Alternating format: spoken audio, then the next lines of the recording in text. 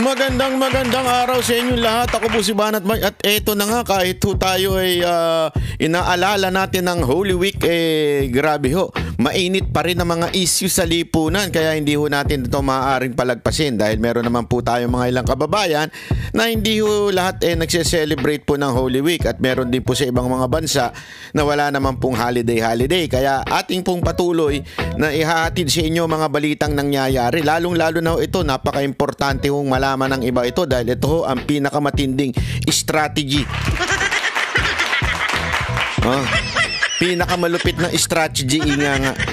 Nagagalit na naman yung isa dyan. Meron kasing nagagalit na isang nagmamagaling dyan sa social media. Siya daw ang pinakamatalino, siya daw ang pinakamagaling. At ako daw ay baliwala. Di sige, ikaw na matalino, ikaw na magaling.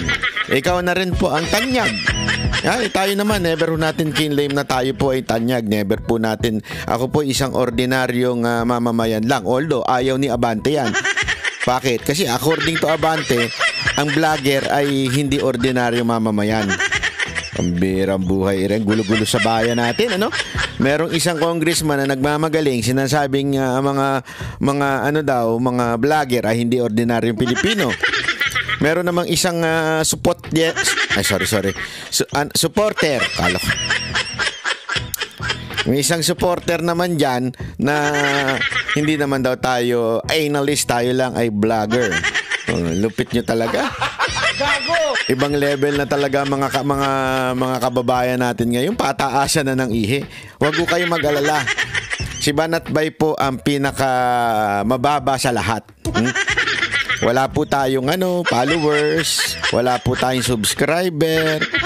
Tayo po ay isang hamak na tambay lang sa kanto na inutusan bumili ng pasensya na, bumili ng asin sa kanto. Ang nabili Ewan. Sulat nyo na lang dyan sa baba kung ano yung nabili. Anyway, mga kababayan, eto na nga ho ang matinding issue ngayon. Kasi ngayon, mga kababayan, meron nung lumabas na balita sa SMNI. Siyempre, ang katangi-tanging masasabi nating maasahan natin sa totoong balita ay ang SMNI. At sabi nga ho dito sa SMNI, wala daw hong binigay na panig si Pangulong Duterte o no comment, no reaction. Bakit ganun ang title mo, Banat Bay? No reaction pala bakit mo sinasabi na ayaw niya kay Aimee? Bakit mo sinasabing ganun? Bakit naman ganyan? Marami magagalit niya. Sasabihin na naman nila, fake news ka, ganyan. Sandali, easy. Unya. Kikwento ko sa inyo. Atoday, ipapaliwanag natin kung bakit gano'n na bakit ko nasabing sa tingin ko ayaw ni Pangulong Duterte si Aimee Marcos. Mamaya ipapaliwanag ko sa inyo. Kasi lahat yan may konteksto Ayan aking opinion. May konteksto po yan, mga kababayan. Pero para malaman ninyo, kailangan muna natin panoorin ng balita. Para mas bigyan tayo ng konteksto. Ito, pasok. Alam na ni dating Pangulong Rodrigo Duterte ang pag-endorso ni Vice President Sara Duterte kay re-electionist Senator. Yan ang isang unang importante. Alam na po ni Pangulong Duterte. Ibig sabihin po, mali po yung sinasabi ng iba na inutusan ni Pangulong Duterte si VP Sara Duterte. Unang-una, hindi po nila ginagawa yan sa pamilya nila.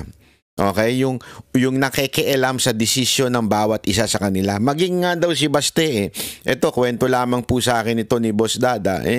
Maging din po si Baste at saka si VP Sara, si Pulong, hindi po sila nagpapakialaman pagdating sa galaw sa politika.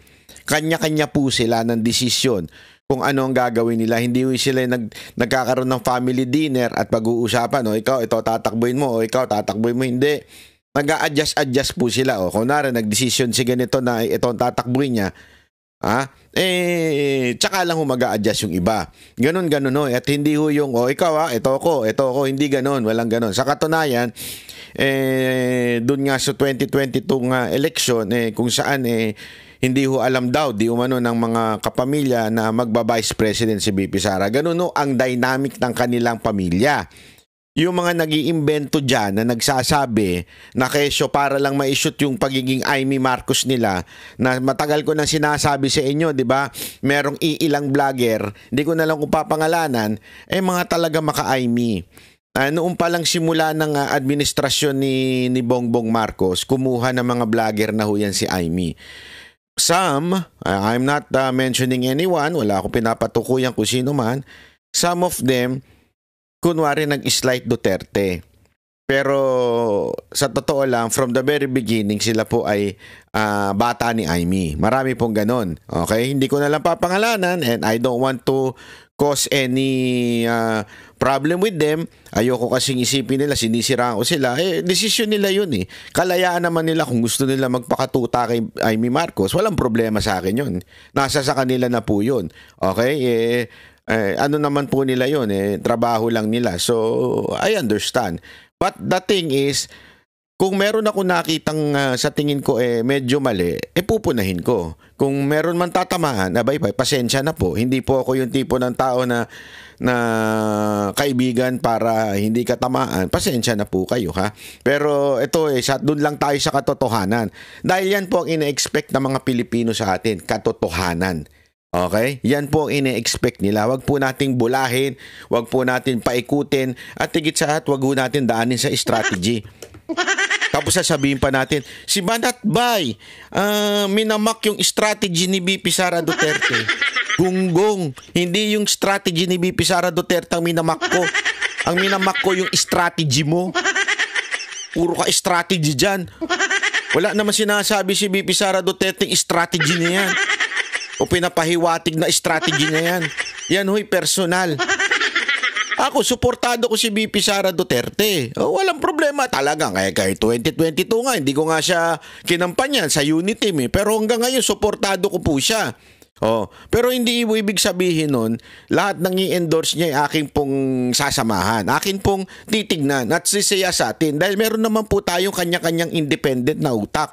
Hindi naman po tayo isang para bagang kung ano sabihin, yun na kaagad. Hindi dapat ganun. Kaya nga tayo binigyan ng utak ng Diyos para ho tayo mag-isip.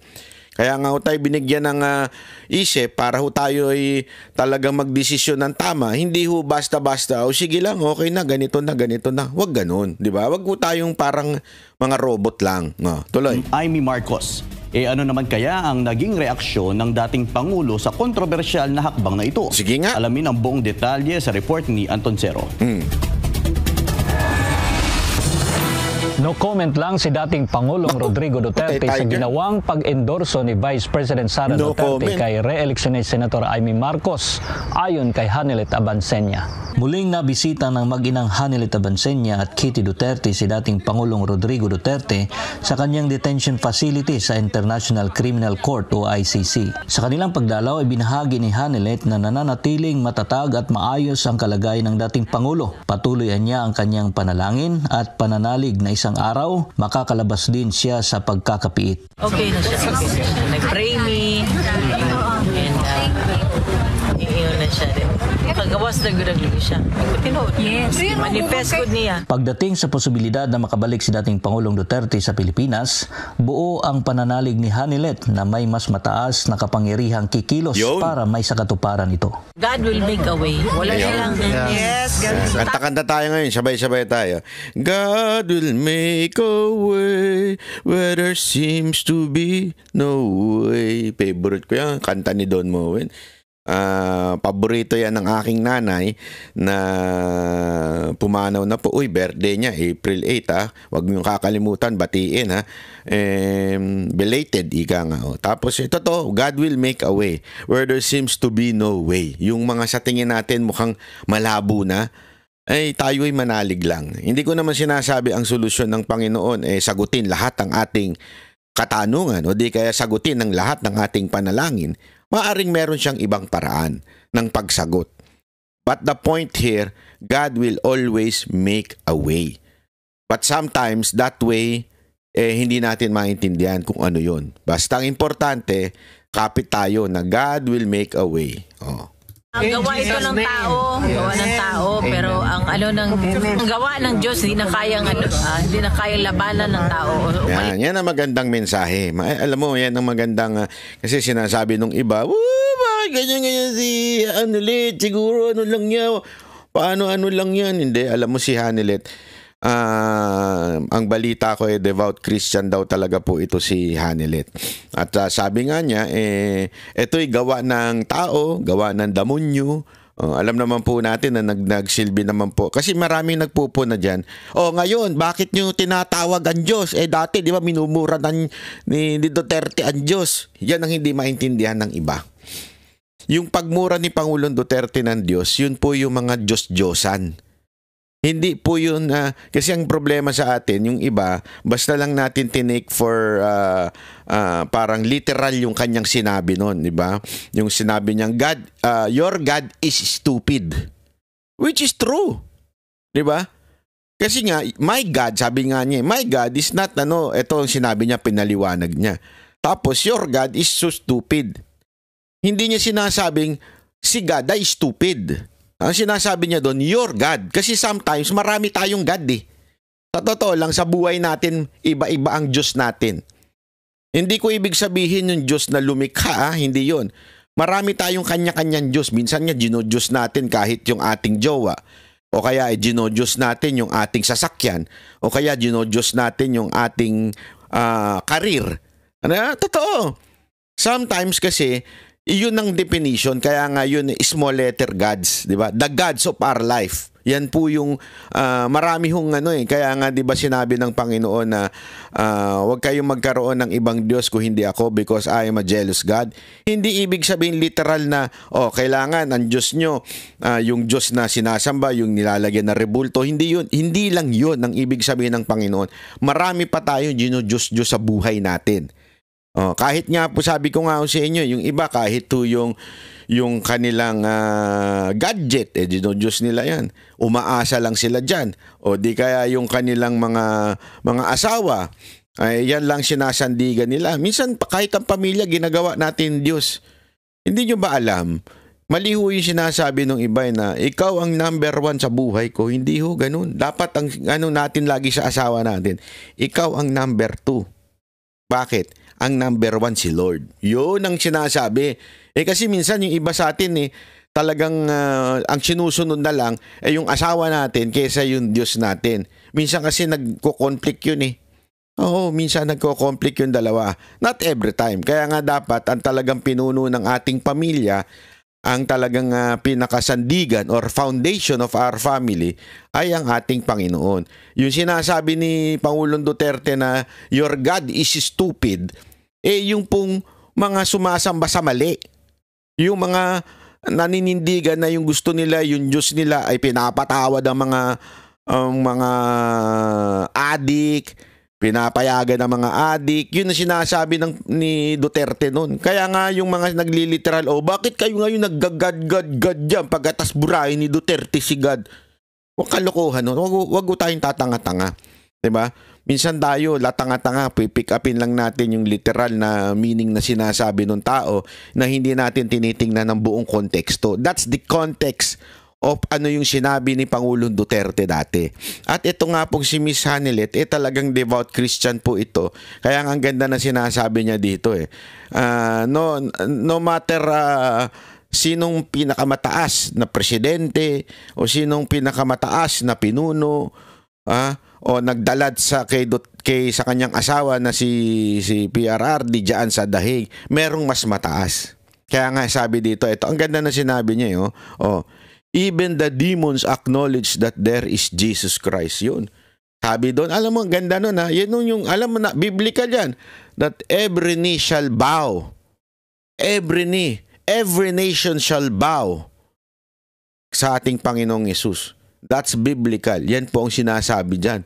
Napakaganda po nun.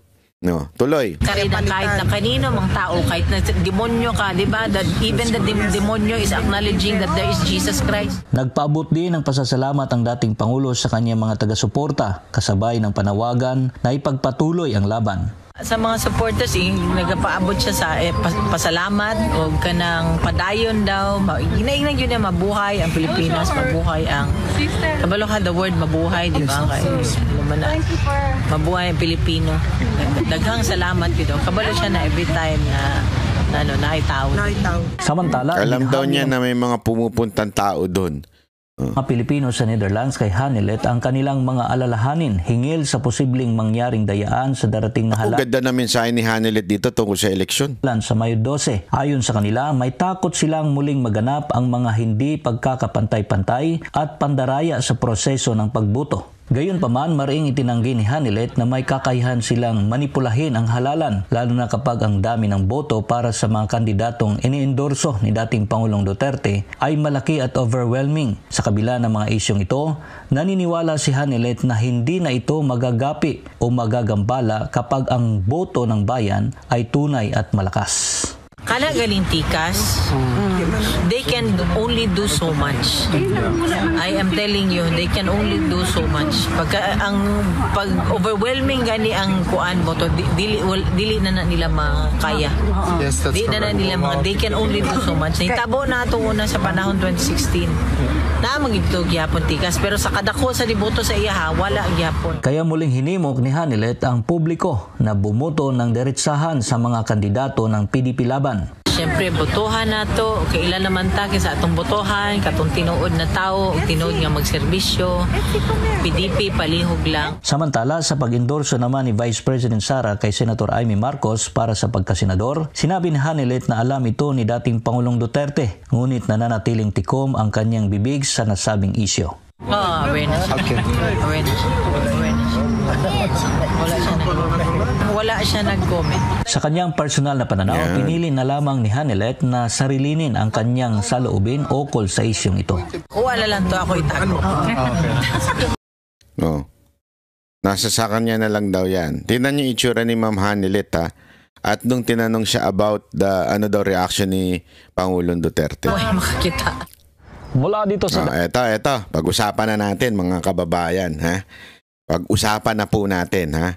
Pag-usapan na po natin na napaka-importante. Bakit kanyo? Sige. Ito.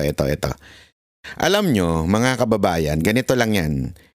For you to understand PRRD, you have to see the whole context of PRRD. Hindi lang pwede mong kunin ang kanyang konteksto kung ano yung sinabi niya ngayon. Kailangan mong tignan ng kanyang mga pinagsasabi. Not just PRRD. If you want to know a person, you have to see his or her background bago mo ma-interpret yung kanyang totoong sinasabi. Kaya nga sabi, di ba, read between the lines. O sinasabi, go beyond the words na sinasabi ng isang tao para mas maintindihan mo siya. Eto yan. Kung maaalala ninyo, nung panahon po ni Pangulong Duterte, bumabanat siya. Kasi ako dito, I was personally involved. Why involved? Kasi remember, sa ating channel po unang sinabi ni Pangulong Duterte yan. Yung kanyang patutsada at banat kay BBM during the campaign. Because that was the first time na narinig sambayanan niya. Kaya nga po nag-trending yan. Kaya I know where Duterte is coming from. Unang banat niya kay Bongbong Marcos ay yung interview natin. Nakita kong binanatan niya. Yung mga sumunod, okay, nabanat niya. Tayo po ay may mga inatinang meeting, nakasama po siya. At ganyan ang banat niya. Tuloy-tuloy po yung banat niya. Sunod-sunod yung banat niya. Okay? Until noong pong si VP Sara Duterte ay sumama na at ipinagtanggol na si BBM. That's the only time naghinay-hinay na si Pangulong Duterte ng banat kay BBM. As a matter of fact, at that time, di ba, nandun pa, tatakbo pa si Bato supposedly presidente noon. Tapos, I think it was Vice President si Bongo noon. Something like that. Pero umatras si Bongo dahil nga tumakbo si Inday na Vice President. At eventually, hindi na rin si Bato. Umatras na rin. The reason for that, kasi they respect yung decision ni Sara Duterte. But all along, walang alam si Pangulong Duterte sa desisyon ni BP Sara Duterte until to the last minute na dineclare niya in public ni BP Sara Duterte. That's the time huminahon na si Pangulong Duterte sa banat niya kay Bongbong Marcos. Tumahimik na siya nun. Muli na lang siya nag-ingay nung maisog sa Davao. Nung nagsimula na unang sinabi niya, bangag ang ating presidente. Okay, bakit? Same thing nang nangyayari ngayon. Ngayon, alam naman po natin, before the ICC, ang tindi ng banat ni Pangulong Duterte sa mga Marcos. Pero this time, muli, hindi na nagsalita si Pangulong Duterte, particular kay Amy. Sabi nga sa interview kay Hanilet, kay Ma'am Hanilet, hindi na nagbigay ng opinion si PRRD. Which we do not really know if that is true, but I think that is true. Tapos nung tinanong na rin nga si Hanilet kung what can she say about this, ang sagot din niya ay medyo ayaw na rin niya magsalita. Simpleng-simple yun. If you would read Duterte and Ma'am Hanilet's statement, kung gusto nila si Amy, kung gusto ni Pangulong Duterte si Amy, why would not he say, okay, isama na natin yan. Ikampanya na natin yan. Kung gusto niya. Diba ho? Simple lang eh. Kasi nga, tumatakbo yun eh. Gusto ko yun. Manalo. O sasabihin ko, okay yan. Gusto ko yan. Patakbuhin natin yan. Sige, go. Ano natin yan? Ikampanya natin yan. Kung gusto mo. Pero kung hindi mo gusto, what would be your reaction since your daughter endorsed Amy? The least siguro na pwede mong i-react is a no reaction.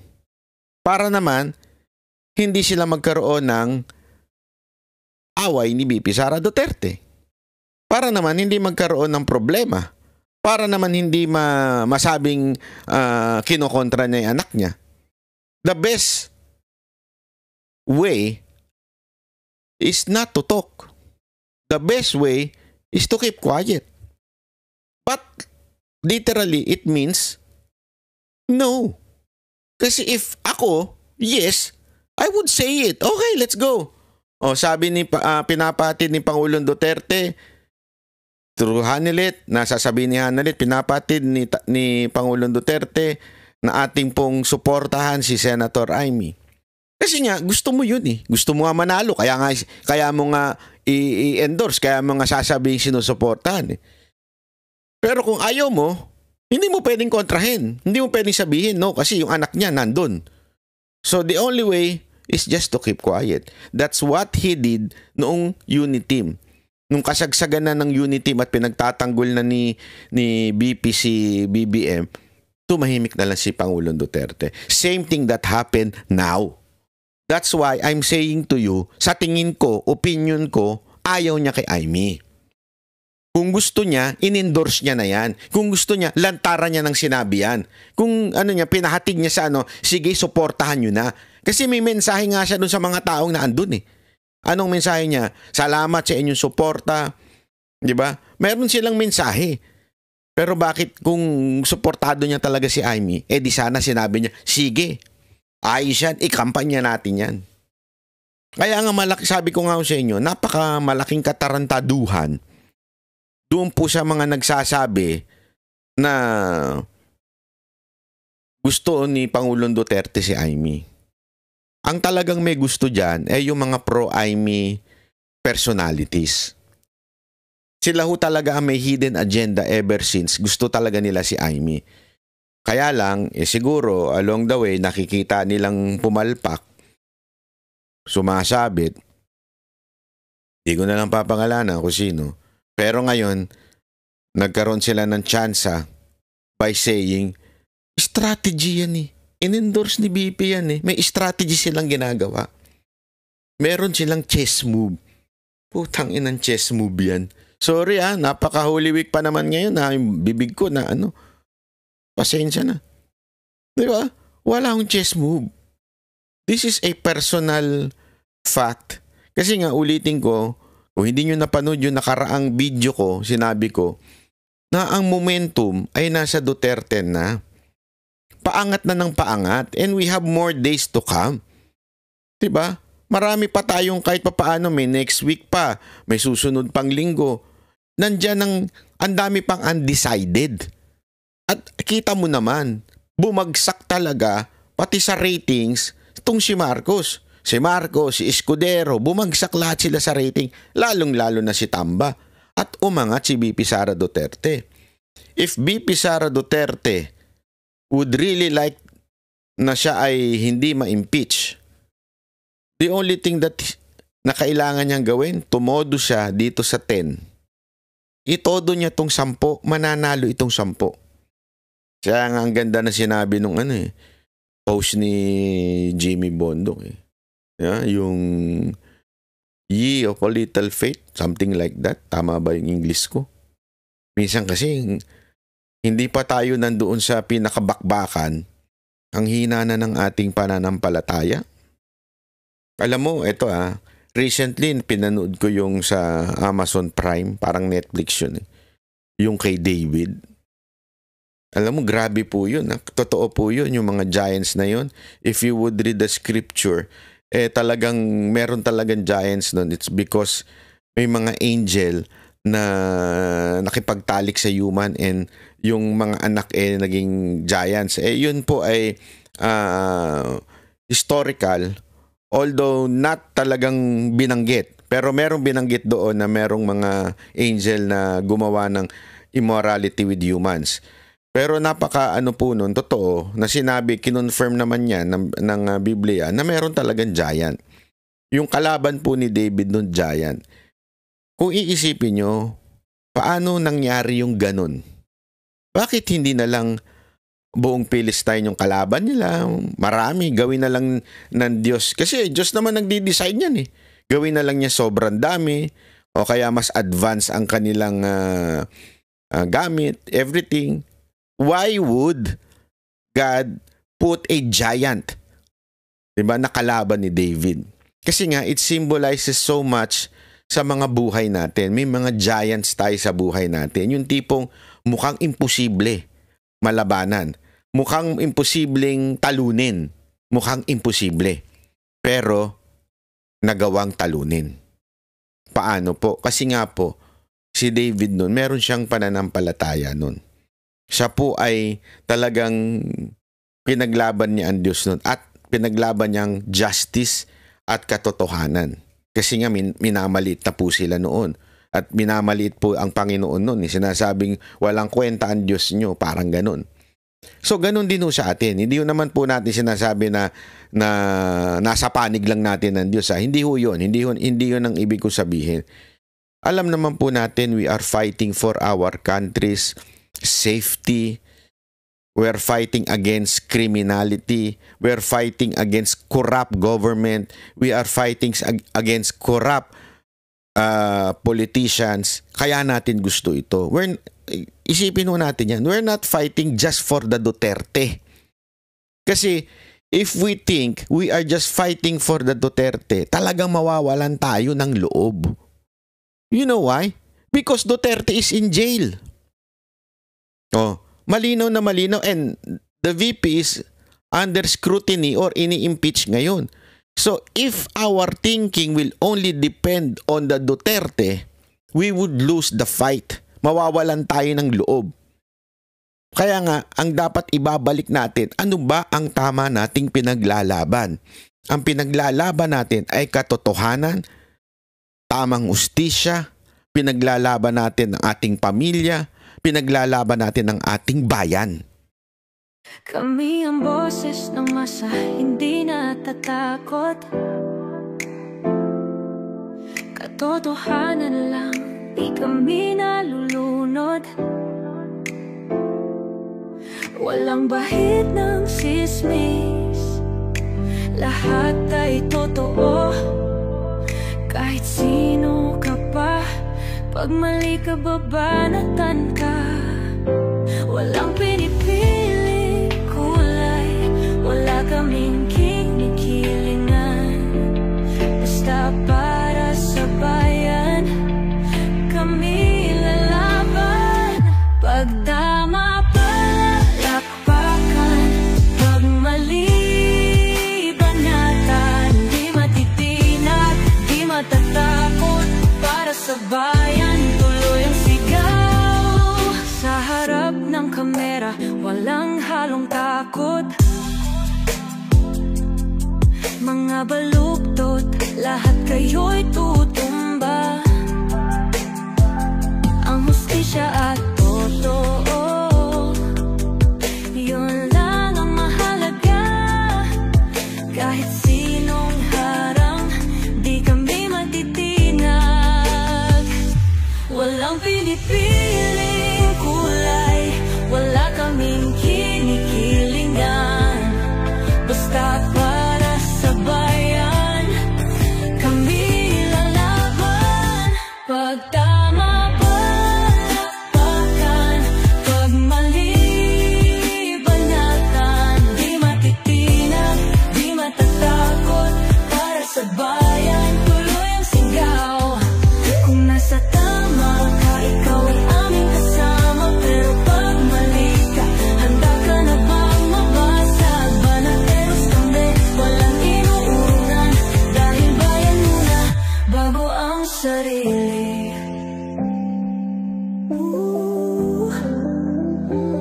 Bago ang sarili.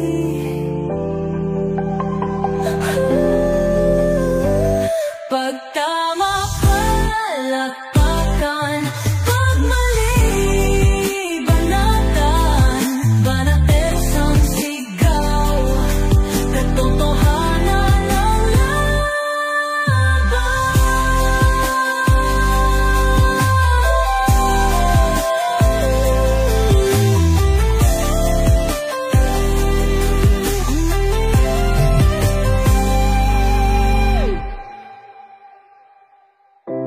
Sa harap ng kamera, walang halong